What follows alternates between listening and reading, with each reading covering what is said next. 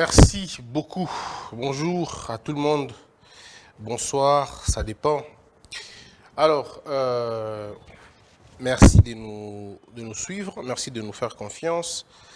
L'enseignement d'aujourd'hui porte un titre provocateur, mais extrêmement révélateur.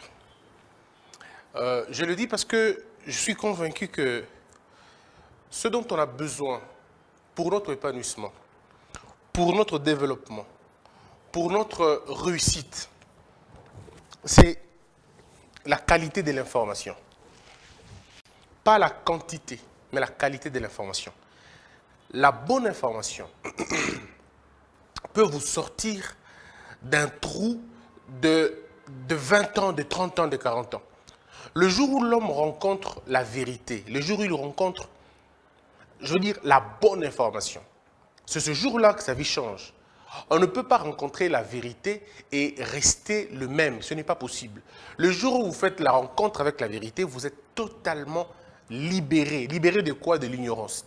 Parce que ceux qui ne connaissent pas sont en captivité dans tous les secteurs du monde. Vous êtes maintenu là où vous êtes en fonction de l'ignorance que vous avez. En réalité, la taille de votre misère dépend de la taille de votre ignorance. Tout est en corrélation. Vous souffrez parce que vous ne connaissez pas. Quand vous commencez à comprendre, eh bien, vous ne souffrez plus. Donc, la souffrance, elle est née de l'ignorance. Mais l'ignorance, il y en a deux. Mais ça reste toujours l'ignorance. Il y a une ignorance qu'on entretient et une ignorance innocente. L'ignorance innocente, c'est le fait de ne pas connaître qu'on ne connaît pas. Elle est beaucoup plus dangereuse parce qu'elle peut vous pouvez poser des actes extrêmement dangereux et des actes qui vont vous tuer. C'est ce qu'on appelle une ignorance innocente. Vous ne connaissez pas que vous ignorez. Mais maintenant, le problème, c'est que Albert Camus le dit si bien.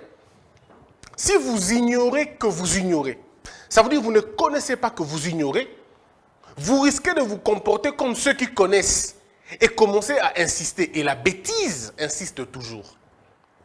Voilà pourquoi vous allez voir, les hommes et les femmes essaient de tout dire, même quand ils ne comprennent pas. Et c'est très dangereux de non seulement émettre un point de vue dans un contexte que vous ignorez, ou dans une affaire que vous ignorez, mais vous voulez mettre un avis. Et pas seulement un avis, vous voulez même convaincre les gens. En fait, en réalité, la bêtise, elle insiste parce que la bêtise n'a pas de soubassement. La bêtise n'a pas de base. Parce que rien ne peut reposer sur la bêtise, et pire encore, rien ne peut supporter la bêtise. La bêtise est un vide qui fait beaucoup de bruit à la recherche d'un support. Donc le travail de tous les jours doit être le travail de chasser l'ignorance. De chasser l'ignorance. Et on chasse l'ignorance par la volonté d'apprendre. Mais la volonté d'apprendre naît de l'humilité. La volonté d'apprendre naît de l'humilité de reconnaître qu'on ne connaît pas. Or, le pas déjà de reconnaître qu'on ne connaît pas est déjà le début de la connaissance. Parce qu'en réalité, c'est quoi la connaissance? La connaissance, c'est une nouvelle, c'est la levée de la couverture sur l'ignorance. C'est ça la connaissance. La connaissance, c'est l'absence de l'ignorance. C'est la lumière sur le ténèbre de l'ignorance.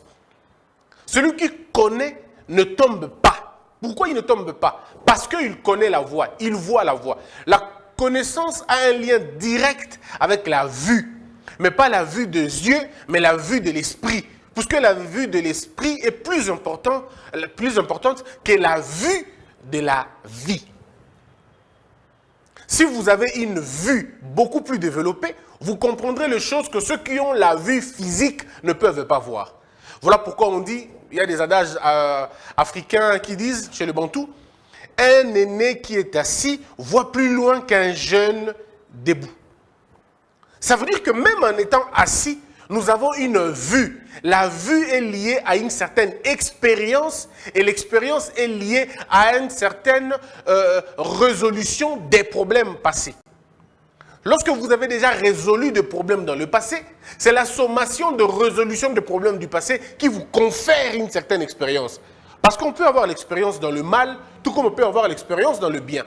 Mais c'est la sommation de résolutions dans le passé, de bonnes résolutions dans le passé, qui constitue en réalité un gage de la connaissance. Mais malheureusement, plusieurs personnes font un effort de ne pas le connaître. Donc, la connaissance, l'ignorance innocente, c'est cette ignorance qu'on ne connaît pas. Elle est plus dangereuse que l'ignorance consciente. L'ignorance consciente, ça veut dire je connais, que j'ignore, mais je parle quand même. Ça, on peut appeler ça autre chose, mais c'est de l'ignorance.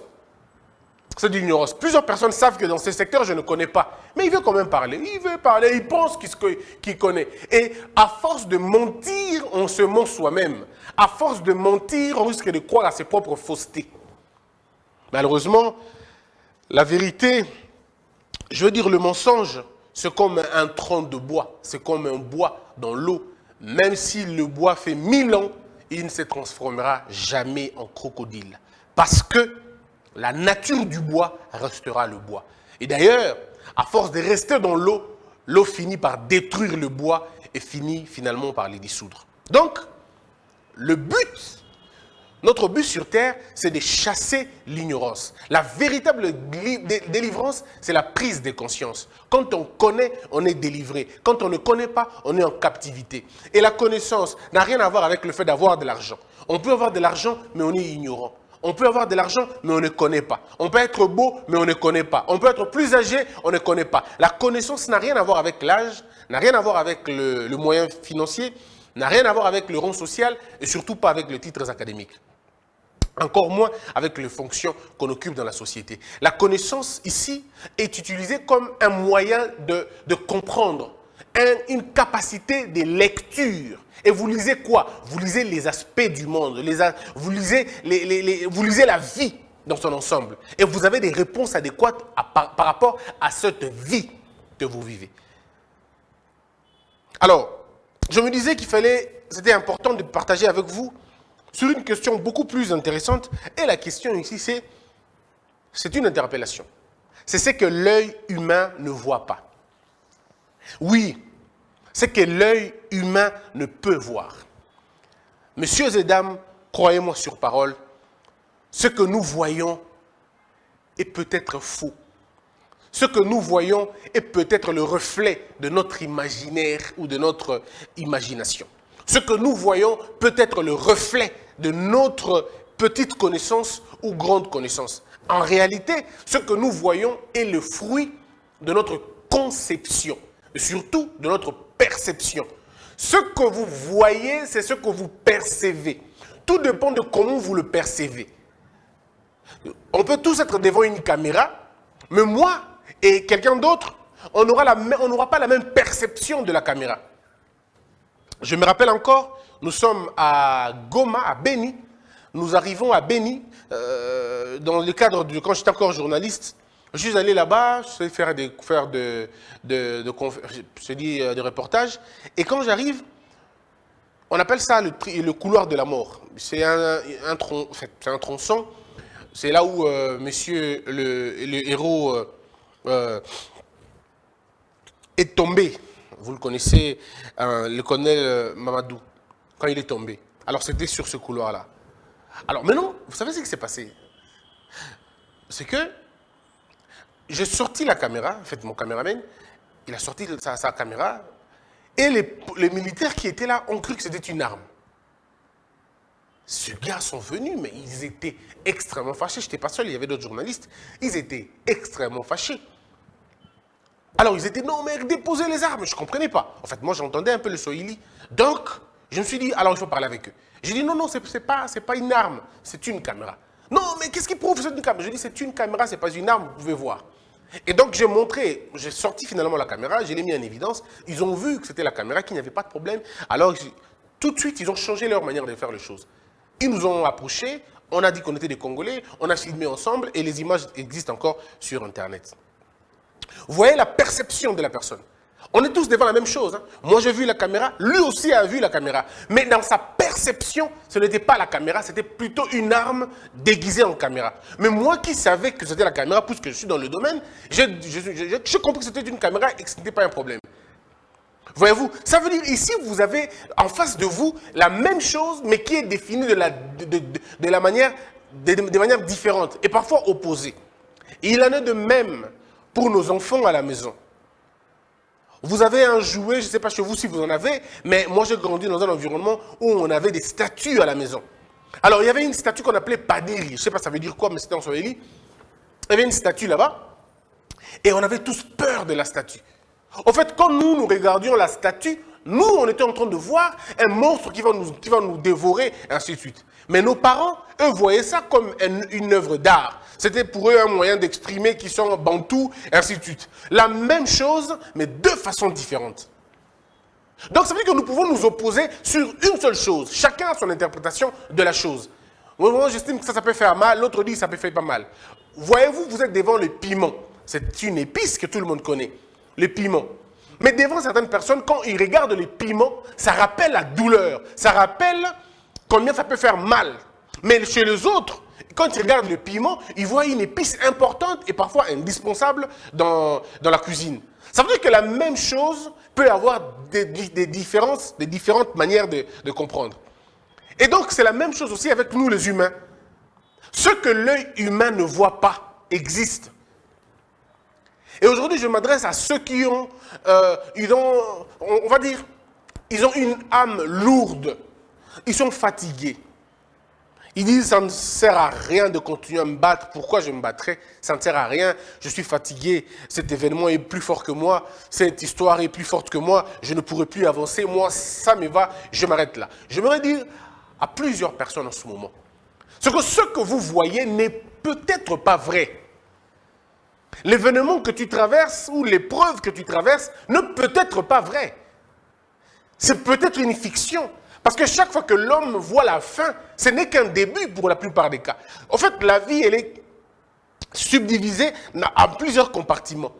Et lorsque les compartiments finissent, ils ne s'annoncent pas. Mais lorsqu'un compartiment vient de s'arrêter, un autre va devoir s'ouvrir. Mais dans la transition, il y a des secousses exactement comme un avion quand il atterrit. Il a fini son vol, il veut maintenant atterrir. Là, on nous demande de mettre d'attacher nos ceintures. Parce que nous sommes en train de passer à une autre étape.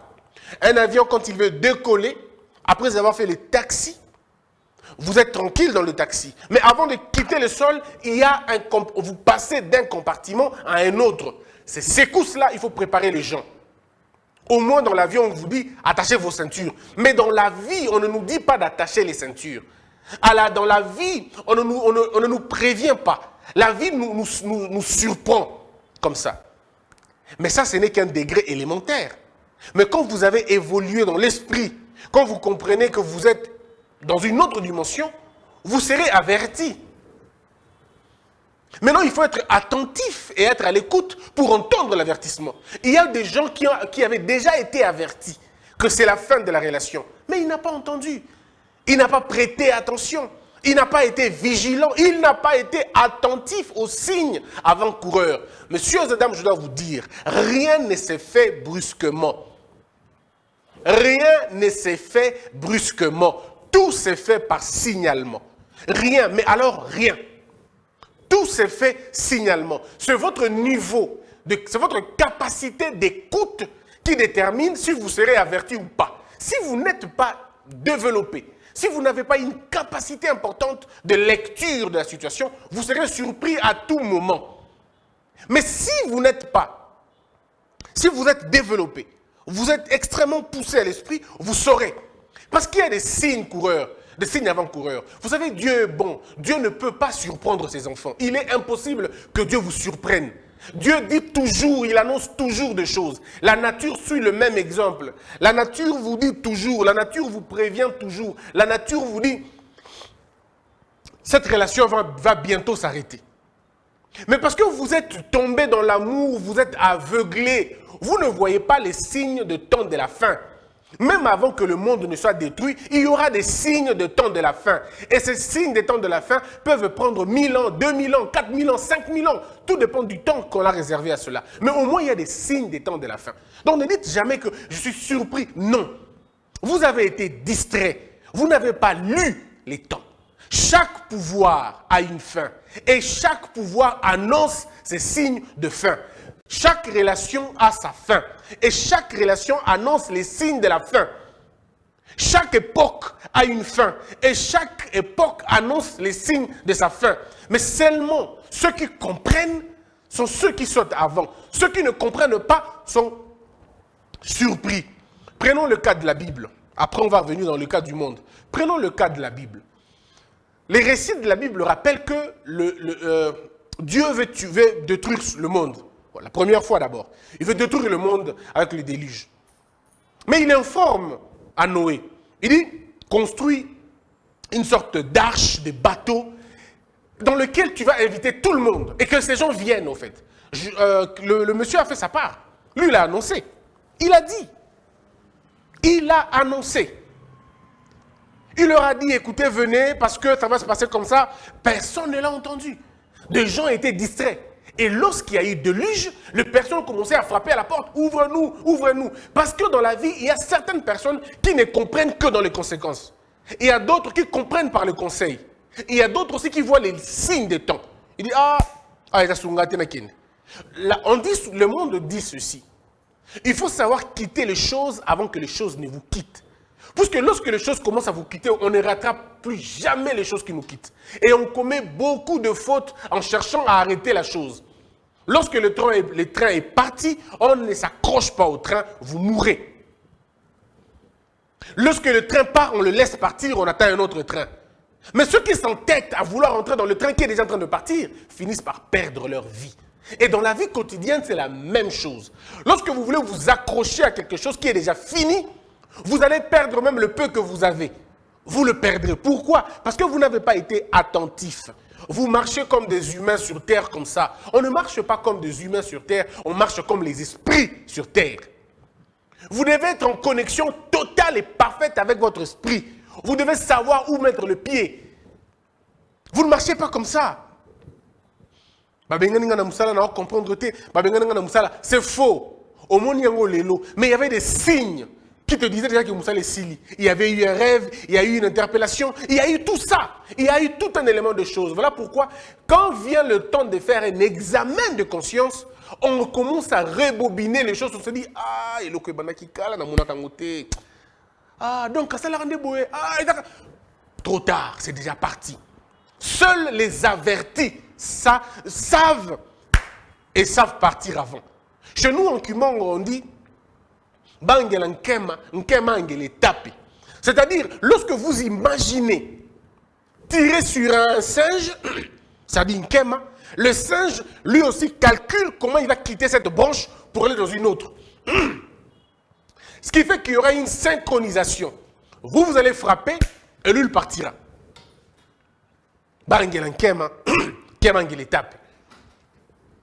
C'est la même chose dans la vie. Plusieurs relations s'arrêtent et on est surpris. On ne peut pas être surpris. Les relations qui s'arrêtent étaient déjà annoncées. Prenons un autre cas de la Bible toujours, avec Jonas. Jonas qui vient, j'aimerais bien poser la question au percepteur ou à celui qui était dans le guichet, celui qui était en train de prendre les billets des gens dans ce bateau-là. Est-ce qu'il était averti que Jonas était le porte-malheur?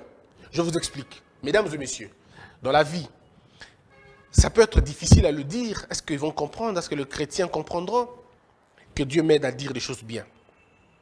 Je vais vous dire une chose. Nous marchons comme ça, mais nous avons tous des étoiles.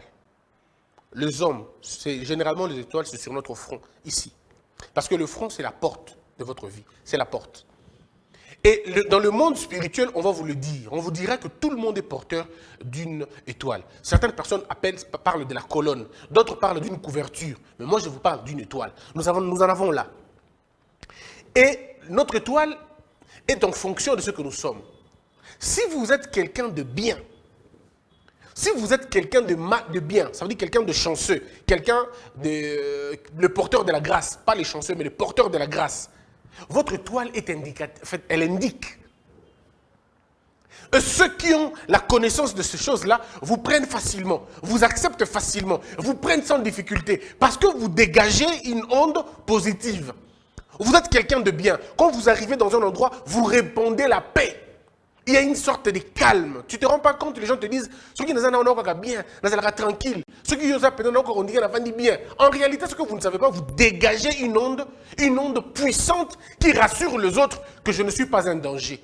Et votre esprit n'est pas éjecté tout de suite. Quand on vous regarde, on a tout de suite envie d'être avec vous. vous dégagez une énergie, ce qu'on appelle une énergie positive. Mais vos ondes que vous dégagez sont aussi des ondes attractives. Ça attire, ça rassure. Mais il y a aussi des hommes qui sont, et des femmes qui sont des porte-malheur. Nalinga tobengango bato yombo. Neti ba Jonas. Bataki bato yombo. Mais je vais vous dire, Jonas a bato yombo te. Jonas a qui comportement na yende et connecta qui est na yombo. Le comportement de Jonas était le comportement de la désobéissance. Tous ceux qui désobéissent à Dieu portent en eux une certaine malchance. Mais en réalité, ce n'est pas une malchance, c'est simplement la conséquence de leur décision. Et comme la conséquence de la décision est attachée à un esprit, à une onde, n'est pas qui Jonas Yango. Mais maintenant, ceux qui étaient en train de prendre le billet, comment ils n'ont pas vu que Jonas était un porte-malheur? Puisque le porte-malheur, ça s'annonce. On ne peut pas. Celui qui est inspiré sait que Oza porte malheur. Moto Aza Pena Nzebi. Voilà, les élus de Dieu savent tout de suite que Oza Moutabiente. Yango, vous entendez aussi parfois au lobby, ah, Moutou n'a pas un esprit tout en raté. Ça vous arrive de dire, Dieu esprit tout en raté. C'est dans les deux cas. Hein. Ceux qui osent m'abbé auront tout esprit à bien et rejeté. Tout comme ceux qui ont bien, ils ont tout à fait. Donc il faut toujours voir dans tous les deux sens. Ce n'est pas seulement parce que ils ont bien, ils ont donc c'est comme ça. Alors comment les gens n'ont pas vu ça? Comment ils n'ont pas compris que Jonas était dans le faux? Comment ils n'ont pas compris? Parce qu'en réalité, soit ils n'étaient pas connectés à la bonne personne, c'est-à-dire qu'ils n'avaient pas une bonne alliance, soit ils ont ignoré tout simplement. C'est pourquoi ceux qui n'ont pas la capacité de détecter les mauvaises personnes doivent prier et demander à Dieu de leur donner la capacité de détecter les bonnes personnes. Et c'est une très bonne prière. Lorsque vous faites les matins, vous demandez à Dieu, Seigneur, aide-moi à connaître qui sont vrais. Et Dieu mettra sur ton chemin des indicateurs. Tu vas te réveiller un matin, après ta retraite, après ta méditation, ton corps commence à repousser des choses, des lieux, des endroits. Parce qu'il y a certains endroits qui absorbent, qui coupent les liens, qui coupent les antennes. Nous sommes tous là avec des antennes, tous en angle.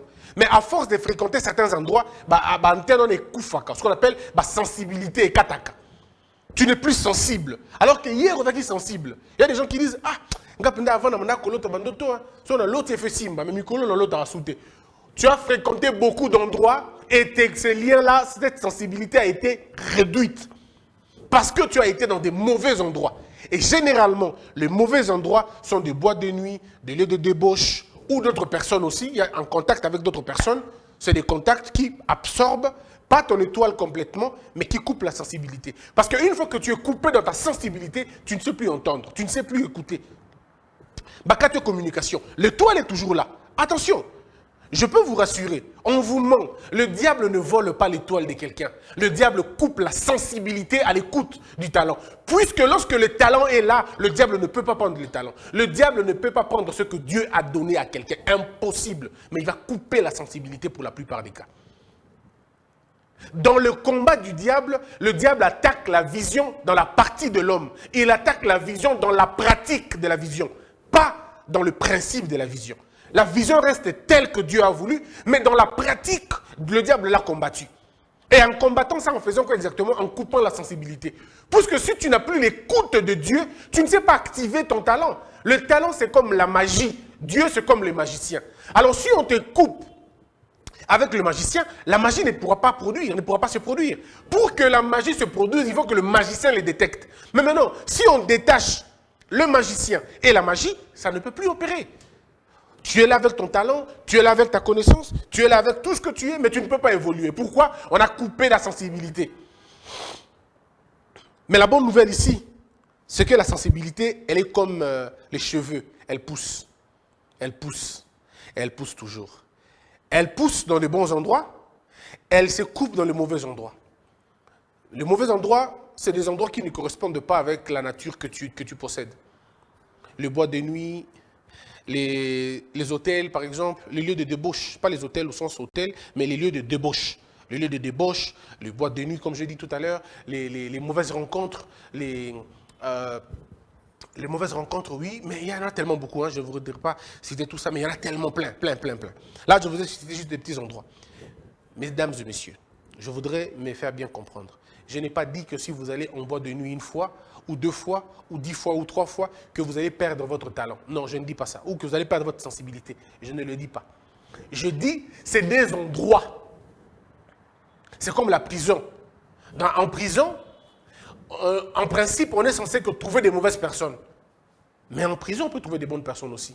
Il y a des gens qui sont innocents, mais qui se retrouvent en prison. C'est la même chose aussi avec les boîtes de nuit et les restes.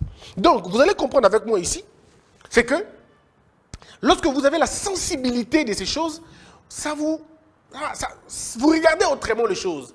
Vous voyez ce que les gens voient, mais vous n'êtes pas comme ça. Vous voyez comme tout le monde, mais en fait, vous regardez comme tout le monde, mais vous ne voyez pas les choses de la même manière. Vous ne concevez pas exactement les choses de la même manière. Les événements qui nous arrivent dans la vie ne nous disent plus la même chose. Chaque étape, comme je le disais au début, chaque étape annonce sa fin. Mais il faut être prudent, il faut écouter. Chaque relation annonce la fin. Tu es avec une copine, Bobanda qui n'a bien. Vous étiez en feu, c'était bon, et puis, ou avec ta femme, c'était bien après. Tu ne comprends pas, comme ça, les choses changent. Elle ne t'écrit plus comme avant, il ne t'appelle plus comme avant, vous n'êtes plus attiré comme avant, il y a une sorte on va dire de relâchement. Voilà. Il y a un truc de relâchement. Et tu te poses la question, est-ce que c'est de ma faute? Tu fais les examens de conscience, tu te rends compte que toi, tu n'as pas tort. Ce n'est vraiment pas toi. Toi, tu fais toujours les mêmes efforts. Toi, tu appelles toujours, toi, tu écris toujours, toi, tu es toujours présent, toi, tu fais tout. Mais de l'autre côté, ce n'est plus comme avant. Il écrivait avant, il appelait avant, et paf, il n'écrit plus, il n'appelle plus. Et c'est des raisons maintenant qui commencent. Il faut comprendre qu'il y a 2 choses. Soit c'est la fin qui s'annonce, et vous devez prendre des précautions, soit il y a tout simplement un ralentissement. Ça peut arriver. Une perte de goût dans un parcours, ça peut arriver. Il est maintenant important que vous puissiez questionner l'affaire. Qu'est-ce qui se passe? J'ai l'impression, voilà. Et vous essayez de voir. Au bout de 3 fois, si vous regardez, vous commencez à constater la constance dans le relâchement, c'est-à-dire la rupture. C'est à vous maintenant de prendre des dispositions. J'insiste encore. Rien ne se fait brusquement. Même le mot brusquement est long. Brusquement. C'est quand même assez long. Donc il n'y a pas de brusque, comme pour dire, pan, il n'y en a pas. Même le pan, il faut que mes 2 mains. Il faut un mouvement. Donc il n'y a pas de brusque. Ça n'existe pas, le concept brusque. Ça se fait. Mais selon le temps, tout dépend de la perception. Ce qui prend 10 minutes peut en réalité prendre 100 minutes. C'est une question de temps qu'il faut contracter, qu'il faut revoir, et ainsi de suite. Mais il y a toujours des signes. Moi, si aboyaka mobali mbala mon côté, mobali pe aboyaka moi si mbala mon côté. Et zokana nous temps avant baboyana. Mais ceux qui boza na maël était, ceux qui boza comprendre té, ne bolbake aboyaka mbala mon na muki aboyinga té. Ceux qui mutaboyo lelo, c'est que ça boya okala. Si vous avez prononcer que na boyo, ça veut dire décision na azwa ki yango kala. Par contre, ça nous brusquement, oh, il y a brusque, on ne ment pas quelqu'un brusquement. C'est une décision. L'infidélité, il n'y a pas d'infidélité brusque. C'est une décision. On décide de devenir infidèle. On décide. Il n'y a pas de brusque. On décide. Quel que soit le temps que ça prend. Que ça prenne 1 seconde, que ça prenne 10 secondes, que ça prenne 20 secondes, que ça prenne 1 année ou 20 ans, rassurez-vous d'une seule chose, l'élément déclencheur, c'est le choix. On a fait le choix de mentir, on a fait le choix de tromper. C'est seulement si vous atteignez cette dimension-là que vous commencez à changer votre vie. Mais si vous n'acceptez pas cette dimension, vous laissez ça dans le cas du hasard, c'est-à-dire dans le cas de l'irresponsabilité, parce qu'en réalité, le hasard, ça veut dire que ce n'est pas de votre faute. C'est une sorte de disculpation. Vous n'êtes plus concerné dans la démarche, vous êtes une victime. Toutes les victimes ne changent pas. Il n'y a que le bourreau qui prenne la décision de changer. Puisque la victime n'a rien fait. La victime, elle est victime, ce n'est pas elle le problème. Le problème est à l'extérieur. Or, le problème qui nous arrive, il est à l'intérieur, il n'est pas à l'extérieur. C'est pourquoi le renouvellement de l'intelligence est extrêmement important pour que nous puissions changer radicalement nos vies. Je sais que l'enseignement d'aujourd'hui est extrêmement technique, il est peut-être difficile à gober, mais c'est comme ça en réalité. Toute chose annonce la fin. Au travail, par exemple. Oui, je vous montre okuti liste ba komi yono nengeza boye balongo bino na musala yo comme vous na kati liste ba balongo na musala te ndeko. Il y a eu l'esprit qui t'a signalé plusieurs fois oyoka kindete ozala ki prudenté. Moi je vous parle de moi. Je suis viré à Africa Télévision à l'époque, viré. Mais j'avais vu ça 2 mois avant. 2 mois avant, j'avais vu qu'on m'avait licencié. 2 mois avant. J'étais allé à Mbandaka prêter serment. Excusez-moi, j'étais avec mon pasteur. Nous arrivons. On discutait avec, parce qu'on dormait dans une même maison, dans une même chambre. Et la nuit, j'ai fait un rêve. Le rêve, c'était lequel? J'étais dans une sorte de dépôt. Alors, il y avait une grande grille. Hein, même pas une grande grille. Je crois qu'il y avait une grande c'était comme des containers. Des très gros et grands containers. J'étais dans un conteneur comme ça. Et je vis la porte s'ouvrir, mais elle ne s'est pas ouverte comme naturellement. Elle s'est vraiment ouverte en se cassant. Ça fait boum. Et le choc de l'ouverture de la porte, c'était pareil au choc de la lumière qui est entrée dans la petite pièce dans laquelle j'étais. Et la lumière était tellement violente que je n'ai pas bien vu ça. C'est venu brutalement. Boum. C'est arrivé. Et j'ai vu ça comme ça. J'ai dit, qu'est-ce que ça veut dire vraiment? Alors, il faut être très sensible au songe. Il faut toujours en parler, parce que c'est important. Et quand j'ai vu ce songe, j'ai dit, ok, je vais le dire le matin. J'ai mémorisé le songe, je me suis endormi, j'ai dit, le matin, je vais parler, je vais en parler. Et toujours dans le même rêve, dans la même nuit, j'ai vu, moi, devant la dame qui était déjà à l'époque, paix à son âme, maman Esther qui est partie, et il y avait un monsieur qui s'appelle Landry. Dans mon rêve, il était là. Landry, il s'appelle Landry, il faut qu'on puisse se retrouver dans ça. Il était juste en train de saisir un document. Et moi, j'étais dans le bureau. Et on m'a dit de partir. On m'a chassé. C'est dans le songe. Et je me réveille, c'était quand même brusque. Et j'ai dit à mon pasteur, pasteur, tu as un autre boulot. Il m'a dit, oh, mais ne te mets à clair, non? Ça veut dire que tu vas perdre le travail, mais tu auras un autre travail. J'ai dit, oh, ils ont des bruits. Ok. 1 mois après, 2 mois après, les choses se sont passées, mes frères, je vous dis, dans les détails précis. Je reviens à Kinshasa, on m'interpelle. Après une discussion, on m'interpelle au bureau. Lorsque j'entre, on me signale qu'on me vire. Parce que moi, on m'a dit directement, tu es viré, on ne peut plus continuer avec toi. Alors, l'énervement est monté. Je me suis emporté par la colère, mais interne. Une colère interne. Et quand j'ouvre mes yeux, je vois Landry qui est assis justement au même endroit. Et j'ai vu comme le rêve revenir. Je dis, oh, ok, c'est ça. Ça y est, c'est ce que j'ai vu. J'ai vu la dame devant moi. J'ai vu M. Landry devant moi. Et Landry peut témoigner. Je dis à la dame, ce n'est pas grave. Si vous me faites partir, puisque j'ai commis une infraction, puisque je me suis mal comporté, Dieu du ciel nous écoute. Mais si vous me faites partir méchamment, Dieu vous prouvera que j'étais innocent. Parce que les gens ont tendance à dire, non, non, moi je n'ai pas dit ça, puisque je ne peux pas appeler à la vengeance. Je dis à la dame, Dieu te prouvera que je n'étais pas méchant, que je n'étais pas mauvais. Il va te le prouver. Et je suis sorti. Mes frères, en sortant, ne vous en faites pas, je n'ai pas vu la porte se fermer et une lumière venir. Hein. Non. Je suis parti simplement. Dans les vides. Je ne savais pas où aller.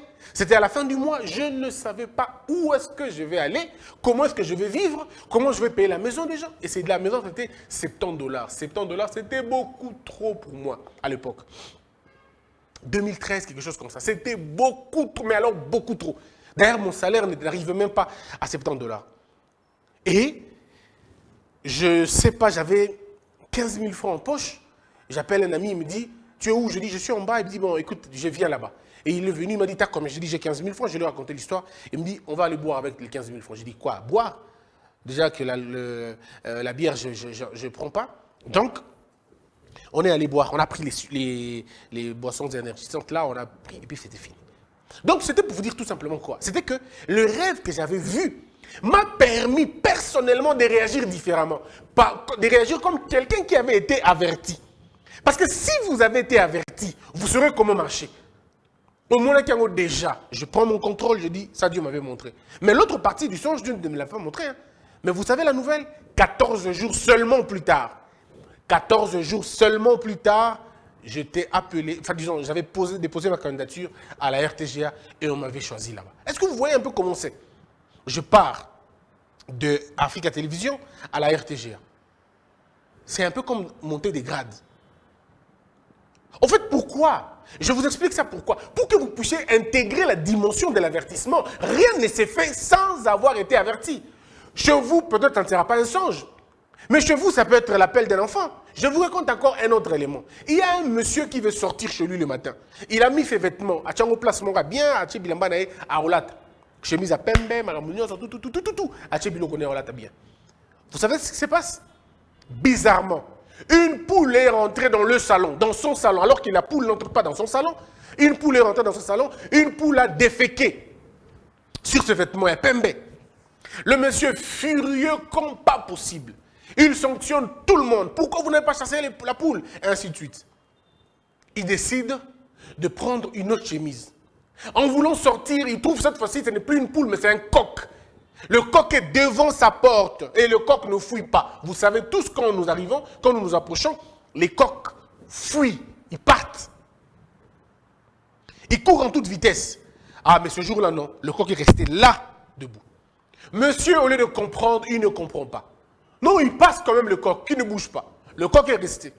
Il arrive à un taxi. Le taxi refuse de l'amener. Il insiste tellement, mais vraiment tellement. Vous savez ce qui va se passer après va être très grave pour lui. Il prend quand même le taxi et c'est le taxi qui fera un accident. Heureusement pour lui, il n'est pas mort. Mais il a eu un problème au niveau de sa main. De sa main, je crois, droite ou gauche. Et c'est seulement quand il arrive à l'hôpital, inconscient, il y avait des morts. Mais lui, il était le seul survivant. Et il se pose maintenant la question. Ah, maintenant il commence à rebobiner. Soso à Kotaki, à BBC Lambananga. On a discuté dans mon taxi. Donc tout ça est devenu dit, si j'avais l'essence de l'esprit, je ne serais pas parti. C'est-à-dire ça nous arrive, nous aussi humains. Et comme elle a dit que nous autres sommes malili, nous autres boy, obimarno jour, obimarno chaque jour. Mais nous connaissons nous autres malili, les autres boy à kaka. Quand c'est comme ça, ne force pas, laisse. Laisse passer, tu ne mourras pas. Vaut mieux rater une fête que rater la vie. Vaut mieux ne pas arriver, vaut mieux arriver en retard que de ne jamais arriver. Quand je vois les gens dans ma mimi tout comme un taxi pressé, avant qu'on je me dis, mais ils vont vers la mort, ils ne savent pas. Ils vont vers la mort. Vaut mieux arriver en retard que de ne jamais arriver. Vaut mieux être bloqué dans un embouteillage qu'être bloqué dans un hôpital. Parce que vous avez été pressé. On ne fait pas les choses précipitamment. Quelqu'un me faisait rire en me disant précipitamment, ça voulait dire le pressé t'aimant. Donc précipitamment, ça veut dire le pressé t'aimant. Il ne faut pas écouter le pressé. Quand ça devient pressé, écoute ça t'aimant. C'est ça ce qu'on appelle précipitamment. Bon, ça c'est juste un jeu de mots, mais qui peut tout dire en fait. Ce que l'œil humain ne voit pas. L'œil humain ne voit pas le bonheur dans un obstacle. L'œil humain ne voit pas le bonheur dans un conflit. L'œil humain ne voit pas tout ça. L'œil humain est bloqué dans ce qui apparaît. L'œil humain ne voit pas le contenu. Il reste dans le contenant. C'est ça l'œil humain. Et je voudrais vous demander d'activer votre œil spirituel. Activez l'œil spirituel. Ça ne s'active pas en allant je ne sais pas chez qui. Ça s'active dans la prière. Qu'on ne vous trompe pas. Ndeko, bako sauter.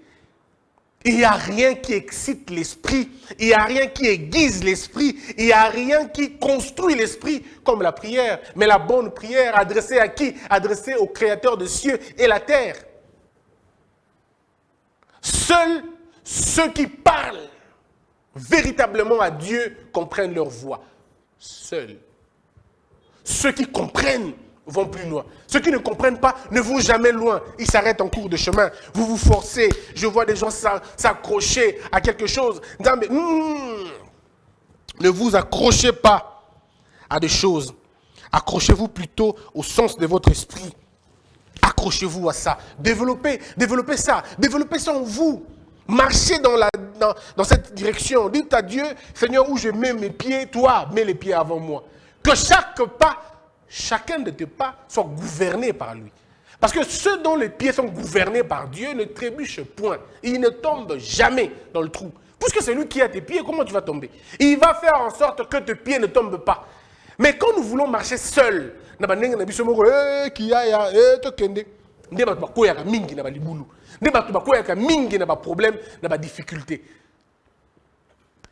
j'ai envie de vous dire ici, ce que l'œil humain ne voit pas. Il y a des gens qui voient des choses. Il y a des gens qui voient des choses. L'œil humain ne voit pas la bénédiction qui germe dans la pauvreté. L'œil humain n'est pas conçu pour voir la bénédiction dans la pauvreté. Est-ce que vous savez qu'il y a une lumière dans l'eau? Non. Est-ce que vous savez qu'il y a une lumière tellement puissante, mais voilée par un semblant de ténèbres? Et quelqu'un disait même que dans le bruit, vous devez écouter le silence. Dans le bruit, vous devez arriver à écouter le silence de ce bruit. Le message que vous passe le bruit. Est-ce que vous êtes arrivé à ce niveau-là? Est-ce que vous pouvez regarder ce que c'est le mystère de l'abeille? Regardez le mystère de l'abeille. Regardez le mystère de l'abeille. L'abeille va se cacher derrière la chose la plus importante que puisse exister. C'est le miel. Comment ça? Comment les abeilles peuvent garder le miel? Est-ce que ça ne vous dit pas? Le miel, écrit dans la Bible. Le miel, c'est dans la Bible, mes frères. C'est dans la Bible. Ça a toute une signification, tout un sens, le miel. Et dans la nature, le miel est le remède à plusieurs choses. Mais regardez comment ça se passe. Les abeilles sont juste là. Si tu veux boire, prendre le miel, goûter au miel, il faut avoir le courage d'affronter les abeilles. Ou avoir une technique de les détourner. Donc ça veut dire que vous avez compris que les abeilles sont là, mais les abeilles ne vous concernent pas. Ce n'est pas les abeilles qui vous concernent, qui vous intéressent. Ce qui vous intéresse, c'est le miel. Ça veut dire après l'abeille. Mais vous êtes là, parce qu'à un moment, un problème arrive, oh, vous abandonnez, oh Seigneur, c'est trop fort pour moi, je ne peux plus, j'en peux plus, tu m'as abandonné, mais non, moi, il n'y a pas de moi, tu ne m'as pas abandonné, il n'y a pas d'abandonner. C'est question de percer, de forcer, d'avancer, de continuer. Mes frères, ne vous arrêtez pas quand vous n'avez pas atteint votre objectif. Le focus, il est très important. Ne vous arrêtez pas là où Dieu ne veut pas que vous puissiez vous arrêter. Ne vous arrêtez pas parce que le monde dit que c'est difficile. Ne vous arrêtez pas parce que la famille a dit que vous n'arriverez pas là. Ne vous arrêtez pas parce que le monde dit que vous devez vous arrêter. Arrêtez-vous parce que vous avez atteint votre objectif. Même s'il faut l'atteindre en marchant, faites-le. Même s'il faut l'atteindre en rampant, faites-le. Même s'il faut l'atteindre en pleurant, allez-y. Mais atteignez l'objectif et dites, je me suis battu et je suis arrivé là. La nature n'aura pas pitié de vous. La nature ne comprend pas vos plaintes. La nature ne connaît pas vos chagrins. La nature se fout de vos soucis. La nature attend simplement une chose, le réveil d'un géant, d'une femme, d'un homme qui se lève et dit « ça suffit », les choses doivent changer. Et quand il dit « ça suffit », ça veut dire qu'il prend une décision de changer la perception et la conception de sa vie. Et il ne marchera plus comme il marchait avant, puisque tout ce qu'il a déjà fait est la sommation de sa démarche maintenant. Si tu veux obtenir autre chose, il faut faire autre chose. Tu ne peux pas obtenir un résultat différent en faisant les mêmes choses. Le lion ne donne pas de léopard. Le jour où le lion a croisé une tigre ou une tigresse, ils ont donné un ligre. Ils ont donné un ligre. Les ligres, vous savez c'est quoi? C'est le croisement du lion et du tigre. Ou c'est le croisement de la tigresse et du lion. C'est ça ce qu'on appelle ligre. Il n'est pas lion, il n'est pas tigre. Donc ne vous attendez pas à quelque chose de formidable si vous ne faites pas en amont des choses formidables. Vous allez passer votre vie dans l'anonymat. Si vous voulez quelque chose de formidable, donnez quelque chose de formidable. Vous voulez avoir le poisson, mettez la maison. Vous voulez avoir le lièvre, tendez un piège. Vous voulez avoir la réussite, travaillez, sacrifiez-vous. Vous devez savoir une chose. Votre sang, vos larmes, vos sueurs sont le carburant de votre réussite. Le sang représente le sacrifice. Le sang, ça représente le sacrifice. Le larme représente le travail que vous faites. Et la sueur représente la détermination que vous avez dans ce que vous voulez atteindre. Voilà pourquoi je vous dis toujours, il faut visualiser votre bonheur. Vous devez le visualiser. Ne vous arrêtez à aucun moment de visualiser l'avenir, même lorsque le présent semble être compliqué. Si dans ta vision, tu deviendras un grand commerçant, commence par visualiser le grand commerçant que tu veux devenir. Commence par être content de ce monsieur que tu deviendras ou de cette dame que tu deviendras. Mais entre la vision et entre la vision et son accomplissement, il n'y a que le travail, le sacrifice, la détermination qui compte. Bunda. Bunda. Mokili ko kela mawate po kufisa papa to po kufisa mama etali mokilité. O etali mokili ezali makila ozo bima na nzoto na yo. Ma miso bima tango e bima na misu na yo. Na motoki na yo. Tia motoki na yo na mosala. Okozwa lifuti na yo. Okoma place olingi okoma. Ne regardez pas la fin comme une fin. La fin du monde n'est pas la fin de ce que nous vivons. Ce n'est pas la fin de Dieu. La fin du monde, ce n'est pas la fin de Dieu. Ton problème peut être grand. Ton problème peut être terriblement difficile. Mais ce n'est qu'un petit problème. Parmi tant de problèmes qu'il y a dans le monde. Moi, je dis toujours aux gens, si tu ne peux pas faire des choses maintenant, laisse. Fais autre chose d'abord. Et là, que au lieu de réussir, on va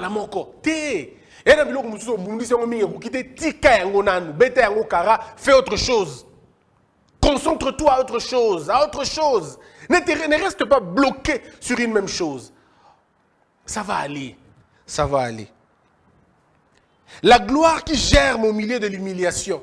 Je vais vous dire une chose. Est-ce que vous savez que chaque humiliation, mais chaque humiliation peut être porteuse d'une gloire. Cependant, toutes les humiliations ne donnent pas naissance à la gloire. Ce n'est pas parce que vous avez été humilié que vous aurez la gloire forcément.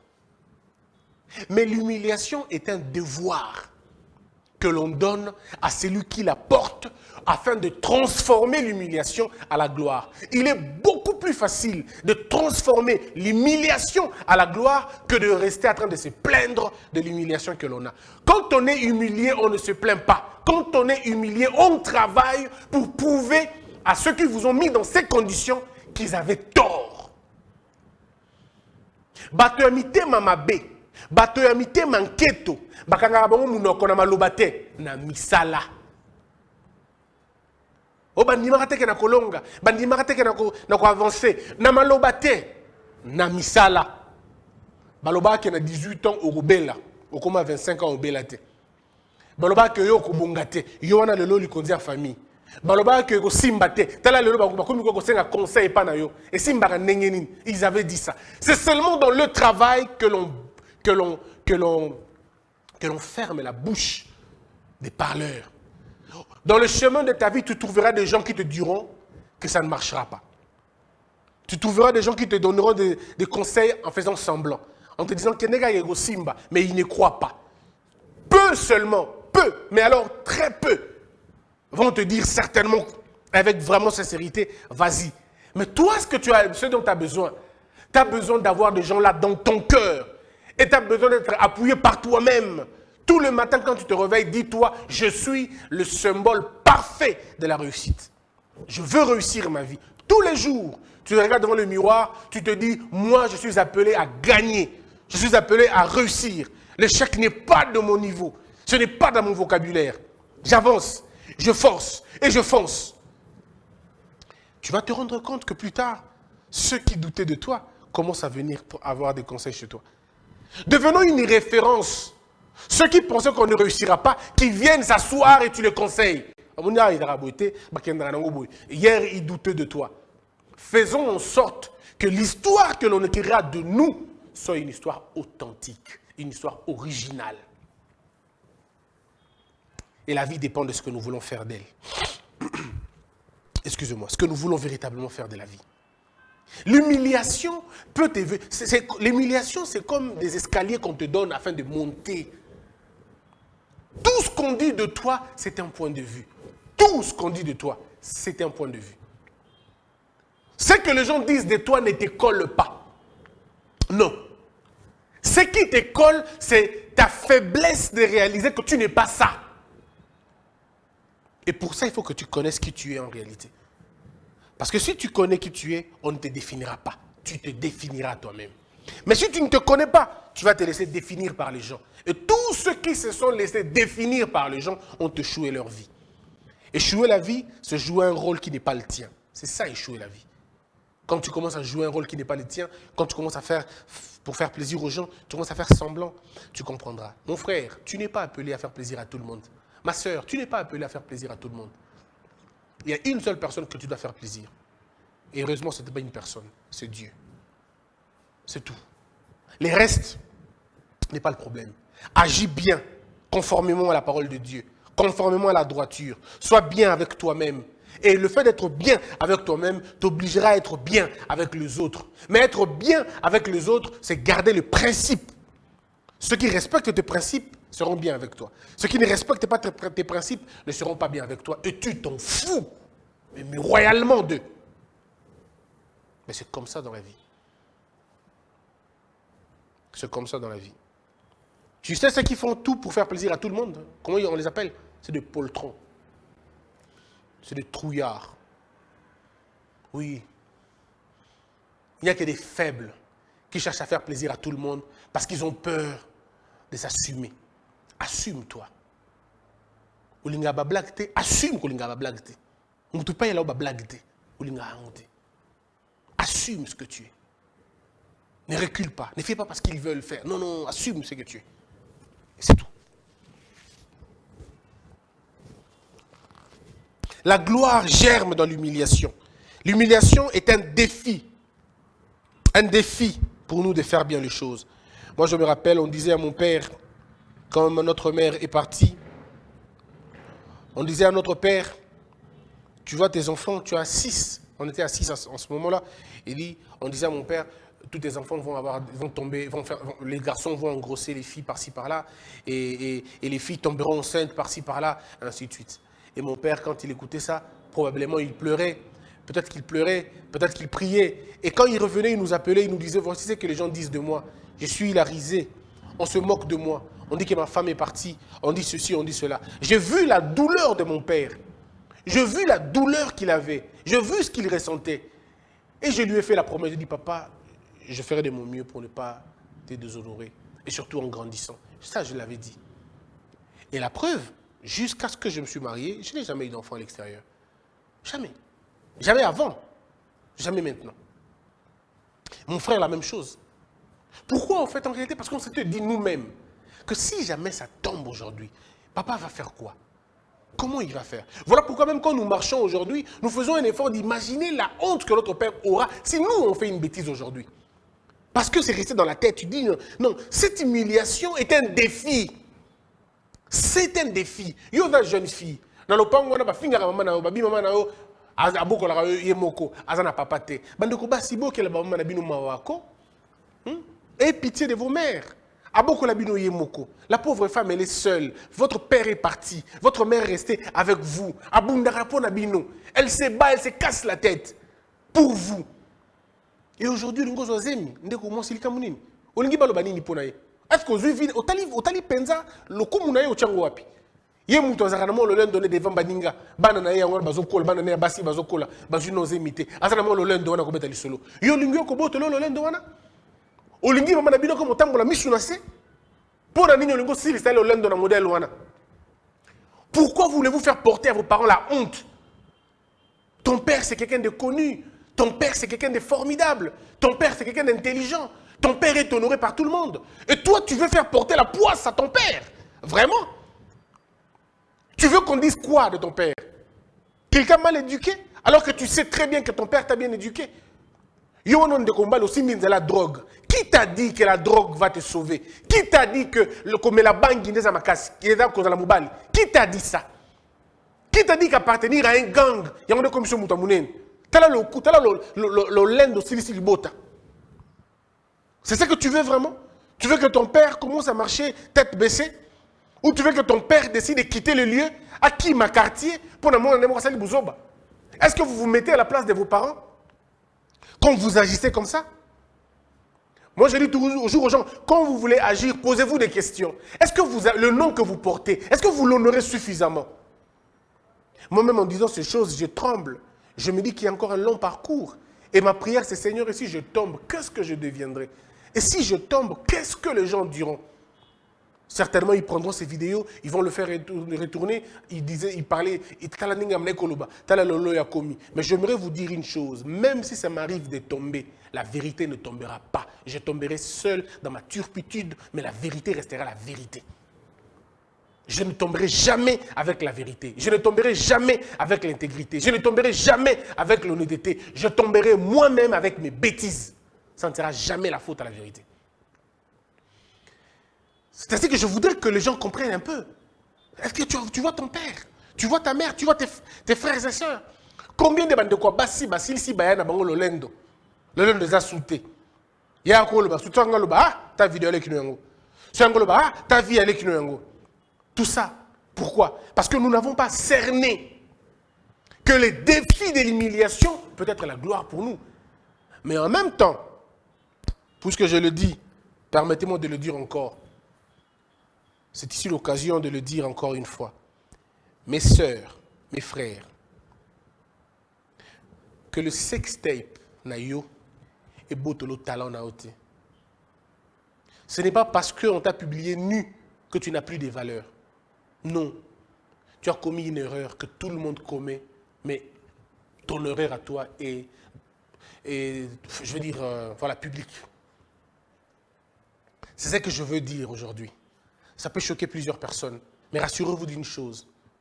Ce n'est pas parce que ta vidéo nue circule ou tu as commis une bêtise que tu ne représentes plus rien devant Dieu. Devant Dieu, tu es comme un enfant qui a commis une faute. Et s'il se répand, Dieu te prend. Voilà pourquoi il y a des gens, il a fait une bêtise, le monde le condamne, mais Dieu l'a déjà pardonné. Ce que l'œil humain ne voit pas. L'œil humain ne voit pas le pardon de Dieu dans un péché commis en public. L'œil humain ne comprend pas ça. C'est mystère, l'œil humain ne le comprend pas. Voilà pourquoi lorsque quelqu'un qui a commis un péché, il se répand. Il devient une nouvelle créature. Il y a une nouvelle naissance. Cette personne n'est plus liée au péché qu'il a commis dans le passé. Mais le monde le regarde comme un pécheur. Dieu le regarde comme un sauveur d'âme, comme un gagneur d'âme. Le monde continuait à traiter Paul des païens. Mais Dieu savait que c'était un gagneur d'âme déjà. C'est-à-dire quand tu appelles Paul, quand tu l'appelles Saül, il n'est plus Saul, il est devenu Paul. Il y a une transformation. Ce n'est plus Saul, c'est Paul. Même si c'est Saul qui t'avait volé, même si Saul avait tué ton père, même si Saul avait tué ta mère, du moment où il est Paul, il ne répond plus du péché de Saul. Il est devenu Paul. Je voudrais dire ça aux gens aussi. Les personnes dont les vidéos sexy ou les vidéos sextape circulent. Vous n'êtes pas le premier. Vous ne serez pas non plus les derniers. D'autres personnes commettront ça après vous. Mais vous devez savoir une chose. Ne perdez pas votre humanité à cause de ça. Ne perdez pas votre vie à cause de ça. Ne vous suicidez pas parce que votre vidéo, votre nudité est en train de circuler. Je sais ce que ça veut dire. Je sais ce que ça fait. Mais rassurez-vous d'une seule chose. Dieu peut restaurer les cœurs des gens brisés. Et Dieu peut vous faire vêtir d'un nouveau vêtement. Et Dieu peut vous soigner de toutes les blessures. Et les blessures sont desquelles? Les blessures, c'est quoi? Les blessures, c'est toutes les insultes, toutes les moqueries. Oui, parce que, vous savez, Dieu pardonne. Dieu relève. Dieu qui vit dans le cœur, il compatit. Lorsque ceux qui ne vivent pas dans le cœur condamnent.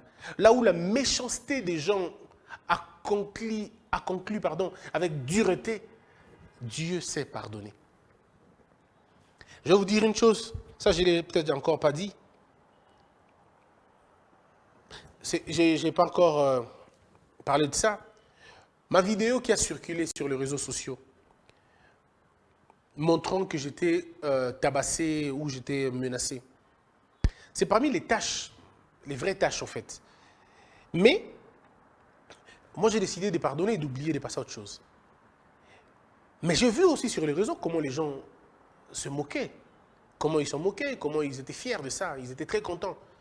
Mais sincèrement, Dieu sait, ma prière, j'ai prié pour que personne ne connaisse ce que moi j'ai connu. Parce que vous n'avez aucune idée de ce qui se passe dans le moment dans ce moment-là. Vous n'avez aucune idée. C'est en ce moment-là que vous pensez à vos enfants. C'est en ce moment-là que vous voyez la vie de vos enfants défiler devant vous. Vous dites, et si je passe ici, que deviennent mes enfants? Qu'est-ce qui va se passer après? Et vous n'avez aucune idée de ce que c'est. Mais quand les gens parlent de ça, ils s'amusent, hein, ils pensent que c'est vraiment un plaisir, mais vous n'avez aucune idée de ce que c'est. Aucun père ne voudra voir ses enfants grandir avec une vidéo comme ça. Aucun. Je ne vois pas un père qui va accepter ça. Mais puisque c'est arrivé, qu'est-ce que vous devez faire? Avancer, continuer à avancer. Ne pas regarder le passé. Dire que c'est arrivé, c'est pas grave, c'est arrivé, ce n'est que la vie. Ça aurait été pire, mais Dieu seul sait. Ça aurait été pire. Et avoir toujours la culture de pardonner, c'est extrêmement important. Parce que les gens pensent que quand on pardonne les autres. Non, quand on pardonne, on se désintoxique. Voilà, comment on appelle ça encore?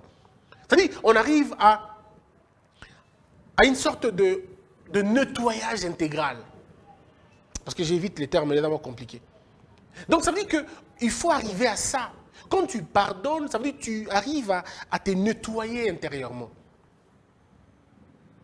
Tu arrives à te nettoyer convenablement. Tu n'es plus la même personne. Le pardon, en réalité, est bénéfique pour nous, pas pour les autres. C'est vrai qu'on libère les autres, mais on se libère d'abord soi-même d'un poids. Que ce lourd de haïr. Ouf, comment vous faites pour haïr? Que ce lourd de ne pas pouvoir pardonner. Que ce difficile de garder la haine au fond de soi. Comment vous faites pour garder la haine? Comment faites-vous? Comment faites-vous pour accepter de décider de vous venger? Comment vous faites? Moi, je me dis, comment on fait pour se venger? Comment on fait?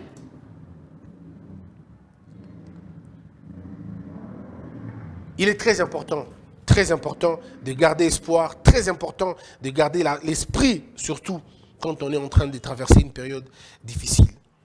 Donc, ça peut être le sextape, ça peut être aussi une rumeur de vol, ça peut être une arrestation en prison, ça peut être toutes ces choses, mais sachez une chose, que rien ne vous éloigne de l'amour de Dieu. Que rien ne vous éloigne de l'amour de Dieu. C'est important. Voilà un peu ce que je veux dire, mais je crois qu'il faut qu'on en finisse carrément parce que c'est important de le dire. C'est important de le dire. Ce que l'œil humain ne voit pas. Quand vous traversez une période difficile, vous devez vous dire, c'est fini, c'est la fin, quel opprobre. Mais la vérité, c'est que ça ne vous tue pas. Vous savez pourquoi ça ne vous tue pas? Ça ne vous tue pas parce que ce n'est pas fait pour vous tuer. C'est peut-être fait pour vous élever à un autre niveau. Je regarde ici Joseph dans la Bible. Monsieur est jeté dans un puits. Il est jeté dans un puits, oublié. Et ses frères, qu'est-ce qu'ils font? Ses frères sont allés plus loin. Ses frères sont allés même chercher une peau de, je ne sais pas moi de quoi, et ils amènent ça. Pour dire, voilà, il est mort à cause de ça et tout, on l'a tué, c'est vraiment difficile. Ses frères n'ont pas que jeté Joseph dans le trou. Non. Ils ont tué le cœur de leur père. Le père de Joseph était meurtri au fond de lui, parce que c'était sa belle chose qui était partie. Donc en faisant cet acte-là, ils ont condamné 2 personnes. Le père de Joseph était malheureux pendant tout le temps de Joseph, de la disparition de Joseph. Donc ils ont condamné 2 personnes. Peut-être la maman aussi. Et ça, le méchant ne le voit pas. Lorsque le méchant veut faire du mal à quelqu'un, il ne voit pas tout ça. Quand tu veux faire du mal à quelqu'un, est-ce que tu as imaginé ses dépendants? Est-ce que tu as pensé à ses dépendants? Quand tu veux faire du mal à quelqu'un, est-ce que tu as pensé à ses enfants? Quand vous voulez faire du mal aux gens, est-ce que vous pensez à eux, au moins, à sa famille? Quel est le mal qu'on peut vous faire qui puisse vous amener à tuer les gens? Pour ça, la honte. Comment vous faites? Comment tu fais pour ôter à quelqu'un ce que tu as? Comment tu fais? C'est-à-dire que tu vas ôter à quelqu'un ce que toi tu as. Ce que tu ne voudras pas qu'on te ôte, mais toi tu vas ôter à quelqu'un d'autre. C'est-à-dire que tu as bon moi. Alors que yo za na bon moi. Oh, c'est-à-dire que tu as bon moi. Et d'abord yo za na bon moi. Mais yo tu as bon moi. Comment vous arrivez à le faire? Et vous êtes tranquille. Vous savez la rendre aussi poison au tchèni moutouna vert. Vous savez la rendre aussi pena poison au tchèni moutouna vert. Vous savez la rendre comment vous faites? Ok, pena au zombie poison au lié au tchèlié. Comment vous arrivez à le faire? Et puis, nous avons dit, ok, l'église, au tombeau de Mabok, au Sambelipé. Ah! Non, non, non, c'est pas possible. Et donc, l'œil humain de Joseph, c'est fini. Et Joseph avait peur pour sa vie, mais autant il avait aussi mal d'être rejeté par sa propre famille. Dans le cas de Joseph, ce n'est pas les cousins, c'est ses frères qui décide de le jeter. J'aimerais un peu revenir dans l'image. Il était certainement en train de regarder ce frère. Certainement, il cherchait même le regard de l'un d'entre eux pour dire, regarde-moi et pitié. Personne ne l'a écouté, on l'a laissé. Et la nuit, il est resté seul. Mais on ne savait pas. L'œil humain ne pouvait pas voir que c'était la tracée d'un Sophnat Panéa. Les gens ne savaient pas qu'en faisant ça, il participait à la construction d'un leader.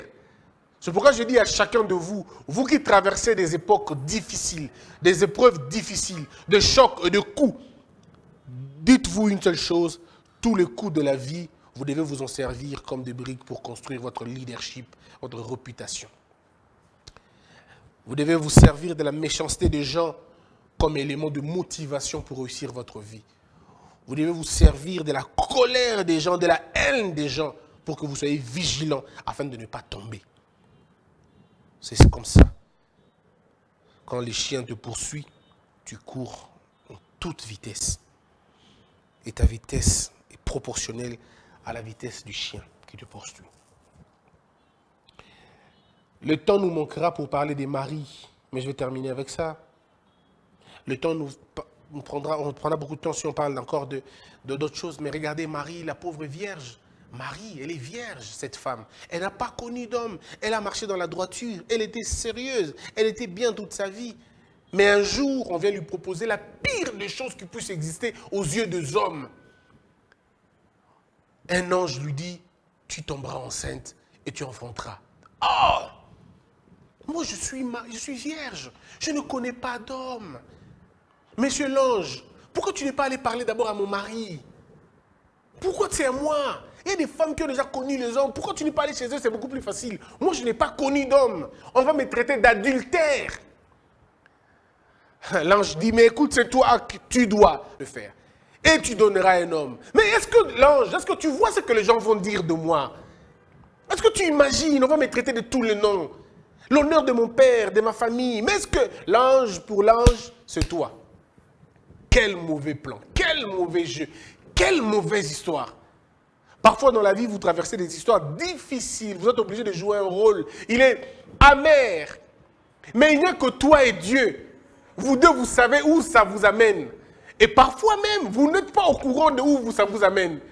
Mais vous payez juste le prix de l'obéissance. Vous dites, Seigneur, je suis là, faites de moi ce que vous voulez. Et quand le Seigneur vous amène quelque part, vous dites, Seigneur, est-ce que c'est vraiment ta volonté? Dieu dit, petit, il faut sambo pour que tout le sambo lobby. Il